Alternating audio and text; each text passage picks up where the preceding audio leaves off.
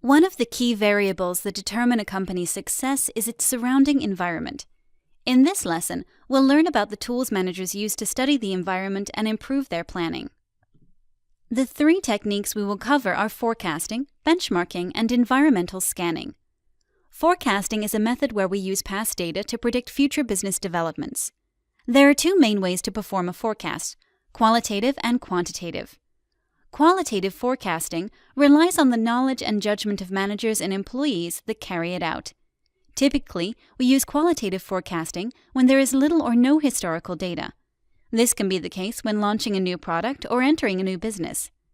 Remember that qualitative forecasting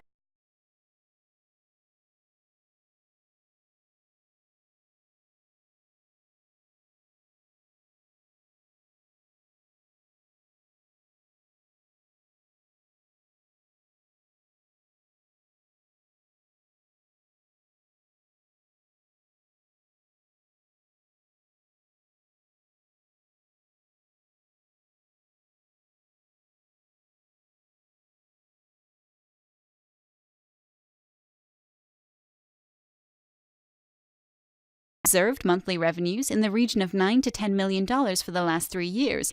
It is reasonable to expect that, in the next 3 months, revenues will be within the same range. Quantitative forecasting is less biased by the person carrying it out. There are factors that could distort even quantitative findings. First, quantitative predictions aren't suitable for a fast-changing environment. It becomes pointless to use historical data if circumstances evolve rapidly and our past observations are not relevant anymore. Forecasting could also be hampered by seasonal or one-off events. Sometimes, the average of historical data may include certain spikes or non-recurring events, and if we don't adjust accordingly, our forecast about the future won't be precise. When making long-term forecasts, it can be useful to implement different forecasting techniques and to average their results. This improves precision a lot.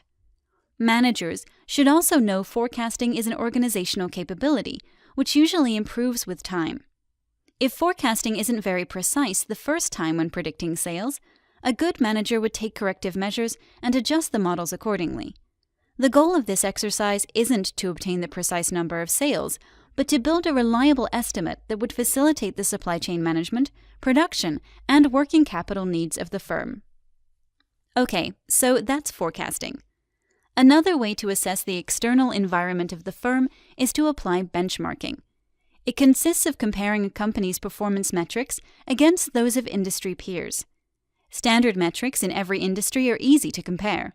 Some examples are revenue growth, market share development, average selling price, number of units sold, revenue per employee, gross profit margin, and EBITDA margin.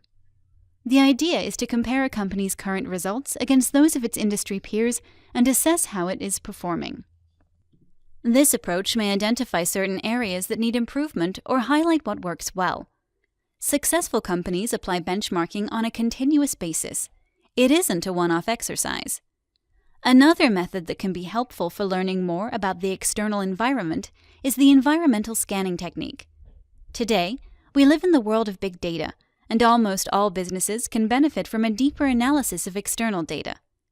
Consumers use the internet all the time, and their mobile phones have location tracking.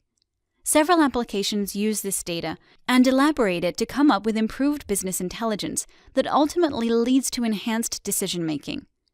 Environmental scanning is a technique that was very difficult to apply in the past, with less sources of data available, but modern managers should pay attention to it.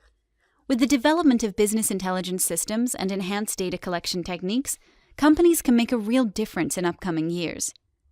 A subsegment of environmental scanning is gathering intelligence about a company's competitors and studying their annual reports, press releases, promotional and advertisement materials, and other types of public information. Buying competitors' products, dismantling them, and analyzing how they've been made is in the same ballpark. This is called reverse engineering and is a powerful way to catch up with the progress of competitors. Almost all large corporations do it. So, we've covered a few techniques that enable managers to study the surrounding environment. This will do for now. In the next lessons, we'll study how managers allocate financial, personnel and tangible resources. Thanks for watching.